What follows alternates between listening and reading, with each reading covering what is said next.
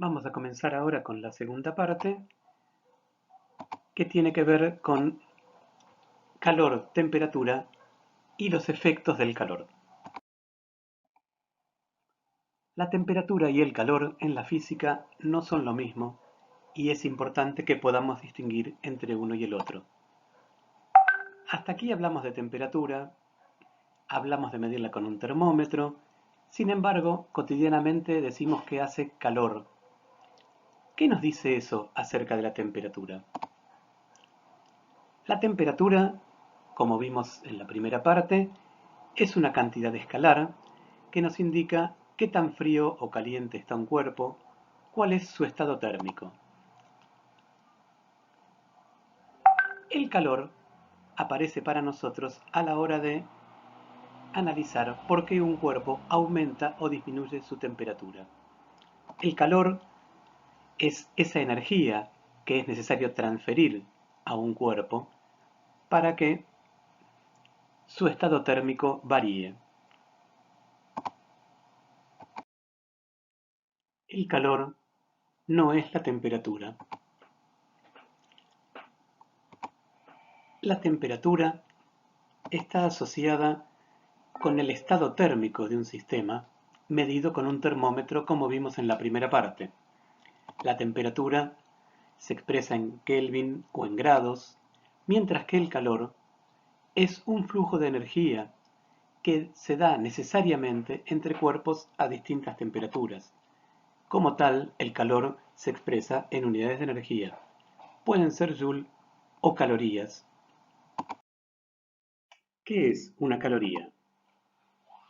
Una caloría es una unidad que nos permite medir la cantidad de calor que se ha intercambiado. En este caso, para definirla, vamos a usar los efectos térmicos de la caloría. Una caloría se define formalmente entonces como la cantidad de calor que es necesario entregar a un gramo de agua para elevar su temperatura en 1 grado. En particular, entre 14,5 y 15,5 grados centígrados. Si bien la caloría está bien definida, en los usos cotidianos una caloría es una cantidad pequeña. Por eso suele utilizarse la kilocaloría también, muchas veces denominada caloría grande, como forma de abreviar gastos energéticos, en particular en el caso de gastos energéticos de personas, dietas y demás. Cuando vemos, por ejemplo, los datos nutricionales de un alimento, en este caso que nos indica 110 calorías, en realidad se está refiriendo a 110 kilocalorías o bien 110.000 calorías, como las definimos antes. Dijimos que íbamos a ver algunos efectos del calor. Los efectos del calor pueden darse tanto cuando un cuerpo recibe calor como cuando un cuerpo entrega calor. Cualquiera de estas dos situaciones atienden al intercambio de calor. El efecto más conocido es la variación de temperatura, que se da cuando un cuerpo recibe o entrega calor. Otro efecto conocido es el cambio de estado, que puede darse cuando un cuerpo recibe o entrega calor. Se lo conoce como el calor latente y, por ejemplo, el hielo a 0 grados al recibir calor se transforma en agua. Otro efecto del calor que un cuerpo recibe es la variación de volumen. Puede ser una dilatación o una contracción, que ya vimos que se usa para definir una escala termométrica. Por último, hay otros efectos de tipo eléctrico que se usan muchas veces para protecciones eléctricas o seguridad y que no vamos a tratar con detalle en este capítulo. Para terminar con esta primera parte, vamos a ver dos efectos del calor que son los que más vamos a usar en esta primera parte de la materia. El primero está vinculado con la variación de temperatura que un cuerpo sufre cuando intercambia calor. Ya dijimos que a esto le llamábamos calor sensible.